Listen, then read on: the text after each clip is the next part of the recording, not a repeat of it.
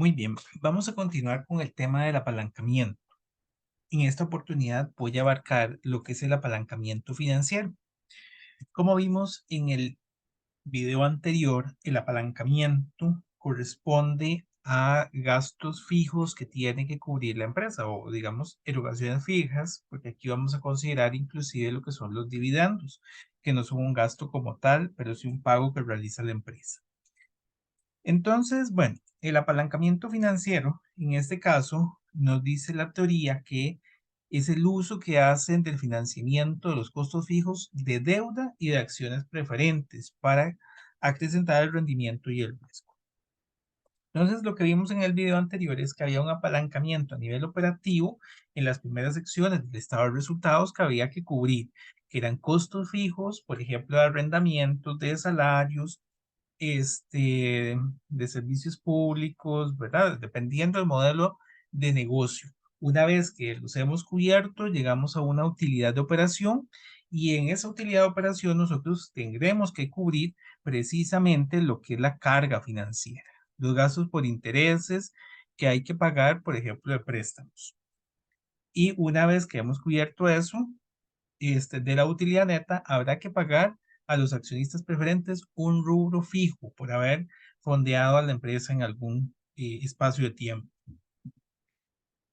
La proporción que ocupa el apalancamiento dentro de la estructura de capital de la empresa puede afectar su valor al afectar el rendimiento y el riesgo. Pero aquí sucede similar a lo que vimos en el video anterior.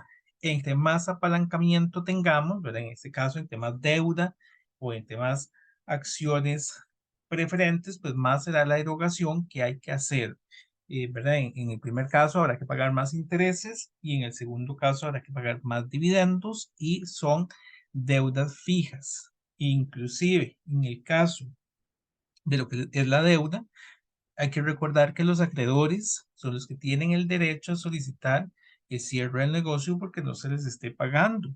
Entonces, estos conllevan inclusive más riesgo que fondearse por medio de lo que son acciones. Y aquí hay un elemento importante, ¿verdad? Entre más apalancamiento tengamos, pues sucede lo mismo que ya vimos, el rendimiento aumenta. Ahí tal vez repasar el cuadro que tuvimos en el primer video, donde efectivamente cuando nosotros no tenemos participación accionaria, sino únicamente deuda, pues el rendimiento es indeterminado, es un rendimiento que obtuvimos una gran utilidad sin necesidad de fondos propios. Y en la medida en que disminuya un poco, pues el rendimiento también va a ir disminuyendo. Por eso es que la estructura hay que ver cuánto tiene que ser de deuda y cuánto tiene que ser de patrimonio. Aquí, al igual que en el apalancamiento operativo, tenemos un punto de equilibrio. Este es un punto de equilibrio financiero. Ese punto de equilibrio financiero evalúa la utilidad para los accionistas comunes. Es decir, cuánto es lo que queda al final para los accionistas que, recordemos, tienen un derecho residual. Una vez que ya habíamos llegado a la utilidad de operación, pues vamos a pagar elementos como los intereses, los impuestos y, bueno, las accionistas preferentes. Y lo que sobra, si es que sobra, le corresponderá a los accionistas comunes. Entonces estamos evaluando aquí esa, eh, esa capacidad para con ellos. Nos dice que es el nivel de utilidad antes de intereses e impuestos necesario para cubrir exactamente todos los costos fijos financieros.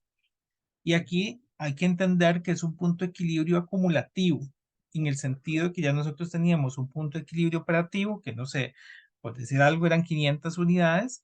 Cuando nosotros calculamos el punto de equilibrio financiero, no es que son, por ejemplo, si nos diera 700, que son 700 unidades más, sino más bien que el nivel operativo se cubre en 500 y el nivel financiero en 700, es decir, hay un incremento de 200 de uno al otro, ¿verdad? Es acumulativo. Cuando hablamos de 700, cubre el punto de equilibrio operativo más el punto de equilibrio, lo que se le agrega a la parte financiera. Nos dice que debemos interpretarlo como el nivel de utilidades antes de intereses e impuestos, para el cual las ganancias por acción son cero. Y recordemos que las ganancias por acción, esto lo vimos en el curso de contabilidad intermedia 2. Igual encontrarán algunos videos al respecto, donde las ganancias por acción no es otra cosa que la utilidad que le corresponde ya a los accionistas comunes, dividido entre las acciones en promedio comunes que hubo en circulación durante ese año. Y eso es importante, son las acciones que están en circulación promedio, porque no es simplemente decir, bueno, son 1000 acciones que hay y listo. Bueno, hay que ver si estas acciones estuvieron durante todo el año para ver si efectivamente tienen el derecho sobre el 100% de la utilidad. O sea, no es lo mismo un accionista que estuvo desde enero a un accionista que estuvo a partir de, por ejemplo, septiembre. Cuando llegamos a diciembre, el que estuvo desde enero pues tendrá derecho a un poco más de rendimiento que el que este, estuvo a partir de septiembre.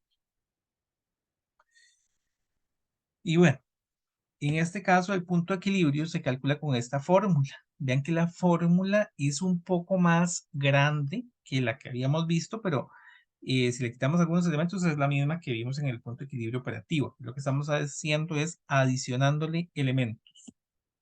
¿Cómo cuáles? Bueno, sabemos que Q la cantidad de ventas en unidades. CF, que ya lo habíamos visto, son los costos fijos totales. Y ojo, son costos fijos totales. Entonces aquí también estaríamos adicionando los costos fijos eh, a nivel financiero, ¿verdad? El gasto por interés específicamente. Esos costos fijos, reitero, van a ser los costos fijos de operación más los costos provenientes del pago de interés de deuda. Aún incluye ahí el dividendo. P es el precio de venta unitario. CV es el costo variable unitario. UD es la utilidad deseada. En este modelo, en esta fórmula, está el concepto de utilidad deseada. Si yo quiero precisamente estar en el punto de equilibrio como tal, en cero, pues la utilidad deseada es cero. Pero aquí nosotros también podemos adicionarle que los accionistas quieren una utilidad para ellos de, por ejemplo, $1000. Eso es lo que se van a distribuir este año. Ellos quieren una utilidad de $1000, que es la que van a repartirse en dividendos. UD correspondería a esa utilidad que quieren los accionistas para ellos. Una vez pagados los dividendos, los intereses, los costos fijos, el impuesto. Es una utilidad para accionistas. T, que es la tasa del impuesto de renta. Es importante que aquí está involucrado el impuesto de renta porque el dividendo preferente y el dividendo común se pagan de la utilidad neta y la utilidad neta no es otra cosa que la utilidad una vez deducidas los intereses y los impuestos. Entonces, por eso ahí estaría el impuesto de renta. Finalmente tenemos el DP, que es el dividendo preferente. Vean que el dividendo preferente se le suma a la utilidad deseada. Los dos son elementos que están posterior al pago del impuesto de renta. Entonces, por eso se hace esta división donde a la izquierda tengo los costos fijos, donde se incluyen los intereses que son antes de impuestos, y a la derecha estarían los elementos que son después de impuestos, que sería el dividendo preferente y la utilidad deseada. Bien, entonces por aquí continúo con un ejemplo sobre el punto de equilibrio financiero. Nosotros tenemos una empresa que nos dice que sus costos operativos fijos son de 2.500 y paga intereses de 500, ¿verdad? Esta es la parte de los gastos o costos fijos que tiene la empresa que irían a la izquierda en nuestra fórmula y un dividendo preferente de 1000 que iría a la derecha, al cual pues evidentemente le podría sumar una utilidad deseada, pero supongamos que la utilidad pues es cero, ¿verdad? Es en el punto de equilibrio, es exactamente en el nivel que nosotros queremos estar eh, exactos, ¿verdad? Donde los ingresos sean iguales a los gastos, a las erogaciones de la empresa. Su punto, perdón, su precio de venta por unidad de 10 y su costo operativo variable es de 5. La empresa está sujeta a un impuesto de renta del 30%, que es importante que el impuesto de renta en Costa Rica es escalonado. Yo aquí puse el impuesto en el 30%, que es el nivel máximo, ¿verdad? Y cuando ya uno esté en el nivel máximo, pues le cobrarían el 30% sobre la totalidad de las transacciones de ese periodo fiscal, de todos sus ingresos. sus utilidades, perdón, en este caso.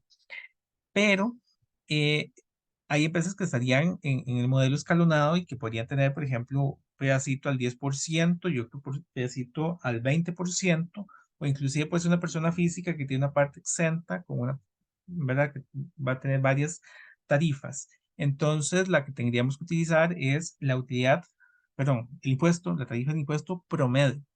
Habría que hacer un promedio en esa escala a ver cuál es mi nivel. Yo aquí lo he simplificado dejándolo en 30%. Y aquí he aplicado la fórmula que acabamos de ver, donde a la izquierda tengo los costos fijos de operación más los costos fijos, una parte de los costos fijos financieros, que son la parte de los intereses. Estos son antes de impuestos. Por eso están a la izquierda. Y los que son después de impuestos, es decir, el dividendo preferente que se paga de la utilidad neta, estaría aquí a la derecha. Vean que no le estoy sumando ninguna utilidad, ¿verdad? Sería como sumarle cero, entonces no vale la pena. Y lo divido entre 1 más el 30% del impuesto de renta. Todo esto está dividido entre 10 menos 5. Y como ya mencioné, esto es el margen de contribución, que es cuánto estaría contribuyendo cada venta de producto a cubrir los costos fijos. Entre más grande sea ese margen de contribución, pues más fácil es cubrirlos y por tanto el punto de equilibrio es menor. Aquí la diferencia entre el precio de venta y el costo variable es de 5. Se está contribuyendo 5 colones, perdón, 5 dólares para cubrir los costos fijos cada vez que se vende algún producto. Nuestro punto de equilibrio es de 885. ¿Cómo entenderíamos estos 885? Bueno, eh, el punto de equilibrio, aquí hay un errorcito, no es 1600, es 885. Vamos a hacer una pausa y continuamos. El punto de equilibrio es de 885, bueno, son 885 con algunos decimales, ¿verdad? Ahí puede darles un poquitito diferente. Aquí está el redondeado sin decimales. El punto de equilibrio es de 885 y es el nivel en el cual las utilidades antes de impuestos son de 1.429. ¿Qué es 1.429 dólares? El monto para cubrir los 1.000 del dividendo preferente y pagar los impuestos. Los impuestos ahí entonces estaríamos en 429 dólares más o menos de impuestos. Y se han cubierto todas las obligaciones fijas de la empresa. Veámoslo en un estado pequeñito de resultados así de manera de comprobación. Al nivel de 885, ven que es 885 punto tanto, ¿verdad? Bueno, aquí lo hice con las cifras exactas para que no es exacto, pero bueno, hay un asunto de que yo no puedo vender media unidad, pero para que nos quede exacto, nuestro ejemplo lo puse con todos los decimales. Las ventas son los 885 por 10, lo que nos da 8.847. Y el costo variable son los 885 por 5, me da 4.429. Por tanto, los otros 5 es de margen de contribución 4.429. ¿Qué es lo que estaríamos cubriendo? Bueno, primero a nivel de operación, los 2.500. Y posterior, eso nos daría una utilidad antes de intereses e impuestos de 1.929. 500 de gasto por interés me da una utilidad antes de impuestos de 1.429. 1.429 por el 30% nos daría, curiosamente, 429 de impuesto de renta. Esto hace que tengamos una utilidad neta de 1.000 y la utilidad neta en su totalidad se utilizó para pagar dividendo preferente, es decir, que no hay utilidad para los accionistas comunes. Quedó en cero. Pero vean que a este nivel de 8.000, perdón, de 887, 885, bueno, punto 7, unidades, estaríamos cubriendo todos los costos fijos de la empresa, que entendíamos como los costos fijos de operación, el gasto por interés y el dividendo preferente, ¿verdad? Como lo mencioné anteriormente, es acumulativo. No puedo dejar ahí unos costos fijos, sino que todos ellos son acumulativos. Muy bien, entonces, continuando, vamos a ver un segundo ejemplo. En el ejemplo anterior, vean que no había una utilidad deseada, pero podríamos decir que los accionistas quieren percibir un dividendo de X monto, que eso sucede mucho. Entonces, por ejemplo, aquí tengo los mismos datos, pero lo he modificado para que tenga una utilidad deseada por parte de los accionistas. Nos dice que suponga que la empresa tiene costos fijos de 2.500, ¿verdad? Paga los intereses de 500 y un dividendo preferente de 1.000. Los mismos datos que teníamos anteriormente. Su precio de venta es de 10 y su costo operativo es de 5. ¿Dónde cambia? Aquí donde dice se desea una utilidad después de impuestos de 3.500. ¿Para qué? Porque esos 3.500 ellos lo utilizarían para dividendos comunes o para algún elemento que se ocupe, para reservas, por ejemplo, reservas legales que tenga que hacer la empresa, algún elemento X. Ellos desean una cierta utilidad. La empresa está sujeta al impuesto del 30%. Voy a aplicarle exactamente lo mismo. Donde a la izquierda tengo los costos fijos de operación más el costo fijo de los intereses y a la derecha los 3.500 de la utilidad deseada más 1.000 del dividendo preferente. Estos dos son después de impuestos, por tanto serían divididos entre 1 más el 30% del impuesto de renta. Y a nivel del denominador tendríamos 10 menos 5, que era el precio menos el costo variable. Aquí el punto de equilibrio aumentó en 1.000, pasó a 1.886. Entonces, ese 1.886 lo estamos entendiendo de la siguiente forma. El punto de equilibrio es 1.886 unidades, nivel en el cual las utilidades para los accionistas comunes son de 3.500. Hay 3.500 de utilidades netas para los accionistas comunes y se ha cubierto todos los gastos fijos y operación financieros. Veamos nuestro ejemplo en un estado de comprobación donde tenemos las ventas, ¿verdad? Que es 1.885 de punto de equilibrio por 10 me da 18.885, bueno, 18.857. Los costos variables, que es el punto de equilibrio por 5, 9.429. La diferencia es el margen de contribución.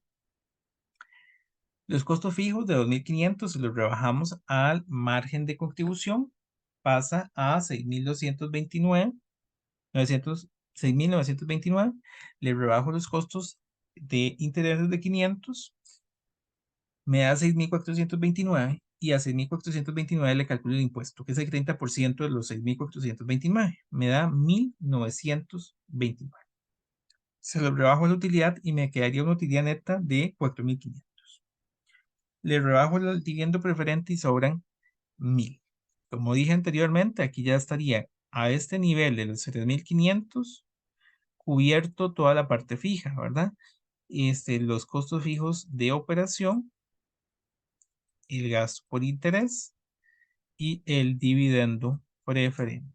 Entonces la empresa ahí ya carece de ese riesgo, ¿verdad? Que le habíamos mencionado, que había un riesgo de operación, un riesgo financiero. En la medida en que pueda lograr esta estructura, estaría desapareciendo su riesgo y estaría cubriéndole un rendimiento a los accionistas comunes. En este caso, los accionistas comunes quedarían con una utilidad disponible para dividendos de $3.500. También puede ser que no se distribuyan dividendos, simplemente es que la empresa quiere pues, demostrar que tiene la capacidad de generar utilidades y que, bueno, eso puede traer nuevos accionistas. O como dije, por algún compromiso que tenga a nivel interno. Puede ser que tenga que realizar alguna reserva, puede ser que tenga que realizar alguna inversión o algún elemento que ocupe ese nivel de utilidad.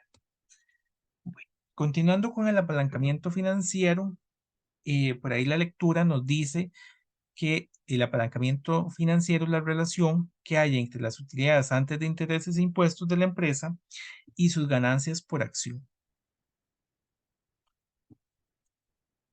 Entonces, el grado de apalancamiento financiero que tiene una empresa se va a medir con esta forma. Dice que el grado de apalancamiento financiero es en el numerador el cambio porcentual de las ganancias por acción.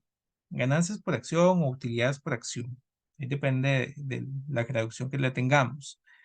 Dividido entre el cambio porcentual de las utilidades antes de intereses e impuestos.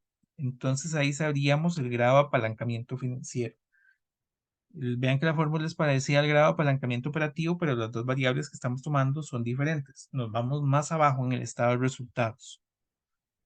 Entonces, si yo tengo una utilidad, aquí vamos a ejemplificarlo de una forma muy sencilla, tengo unas utilidades antes de intereses e impuestos de 10,000 en el año 1, para el año 2 subieron a 15,000, hubo un incremento de esas utilidades en 5,000 y las ganancias por acción pasaron de 8 a 16, se duplicaron. Para determinar el grado de apalancamiento financiero, tengo que determinar el cambio porcentual de las ganancias por acción y de las utilidades antes de intereses e impuestos.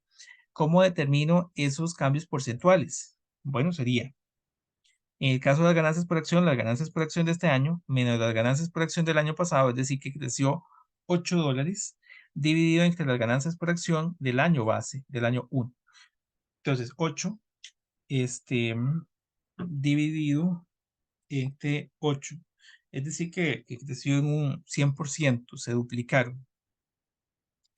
Y en el denominador tendríamos las utilidades antes de intereses e impuestos de este año menos las del año pasado, es decir, el crecimiento que hubo de $5,000 divididas entre las utilidades del año anterior. En este caso, pues habría un crecimiento del 50%. El grado de apalancamiento operativo nos da 2. ¿Qué significa 2? Vamos a hacer esto. ¿Qué significa 2? 2 significa que, bueno, las utilidades antes de intereses e impuestos aumentaron en un 50%, como dije, ¿verdad? ¿Qué significa ese 50%? Que tenía $10,000 en el año 1, el 50% de los $10,000 son $5,000. Eso fue lo que incrementó del año 1 al año 2.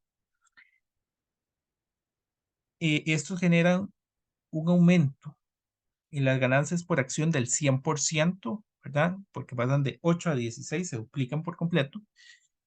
Y nos dice que una variación en las utilidades antes de intereses e impuestos se duplican en las ganancias por acción. Entonces, las utilidades antes de intereses e impuestos aumentaron un 50, pero las ganancias por acción un 100%. Se duplica en esa parte del estado. Básicamente eso es lo que nos está indicando ese cálculo. Y aquí es importante que siempre que el gasto, que el GAF, que el gasto grado de apalancamiento financiero sea mayor a 1, existe un apalancamiento, bueno, hay un error, es un apalancamiento financiero. Vamos a hacer la modificación de una vez. Muy bien, ya hice la modificación, entonces continuando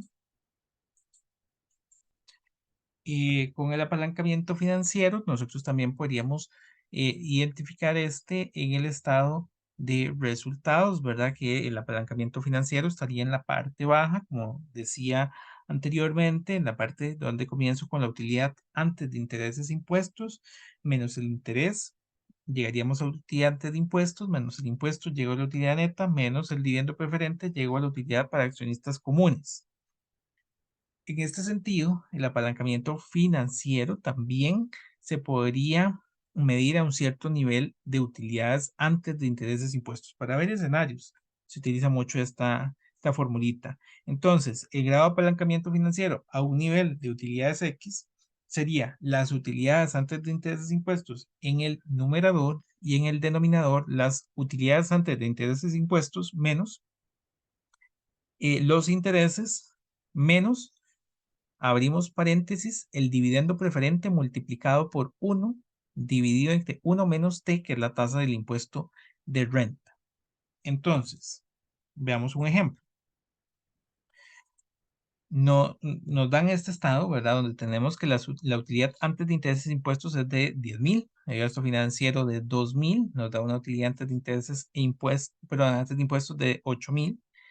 El gasto de impuesto de renta es de 2,000. Ahí podemos determinar la tasa del impuesto de renta, que es 2,000 entre 8,000. Nos daría una tasa del impuesto del 25%. ¿Verdad qué es? El impuesto dividido entre la utilidad antes de impuestos.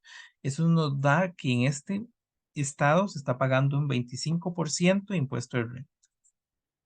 La utilidad neta de 6,000, que sería utilidad antes de impuestos menos el impuesto, utilidad neta de 6,000, dividendo preferente de 1,000, llegamos a una utilidad para accionistas comunes de 5,000. Las acciones en circulación son de 1,000 y por tanto la utilidad por acción es de 5. Veamos entonces al aplicar la fórmula. La fórmula era esta. Las utilidades antes de intereses e impuestos son de 10,000. Ahí hago la sustitución tanto en el numerador como en el denominador por los 10,000. Los intereses, perdón, son de 2,000. ¿Verdad? Que los tengo. El dividendo es de 1,000. Bien, lo sustituyo. Y habría que calcular, como mencioné, la tarifa del impuesto de renta, que es del 25%. Eso me da un resultado de 1.5. ¿Qué significa 1.5? Significa que un cambio porcentual, un aumento o disminución en las utilidades antes de intereses e impuestos se traduce en un cambio, un aumento, una disminución de 1.5. Ahí vamos a hacer la modificación también. De 1.5 veces en la UPA. Por ejemplo, si aumenta las utilidades antes de intereses e impuestos, aumenta en un 10%, ¿verdad? Las utilidades antes de intereses e impuestos, la UPA aumentaría un 15%. Entonces, básicamente lo que nos está diciendo es lo siguiente: si las utilidades antes de intereses e impuestos pasan de, por ejemplo, 10,000 y lo multiplicamos por 1.10, es decir, pasan a 11,000, ahí estarían aumentando un 10%, el 10% de 10,000, pues sería 2,000. Las UPAs aumentarían en un 15%. Entonces, la UPA pasaría de 5 a 5.75, básicamente. Es decir, que tiene un efecto multiplicador del 1.5. Y también, pues, si disminuyen a la inversa, si las utilidades disminuyen de 10,000 a 9,000, pues los dividendos también estarían disminuyendo de 5 a 4.25. Tiene ese efecto apalancador del 15% en la disminución o en el aumento. Y bueno, con esto finalizo el apalancamiento financiero y pasaríamos a la siguiente sección de apalancamiento total. Muchas gracias.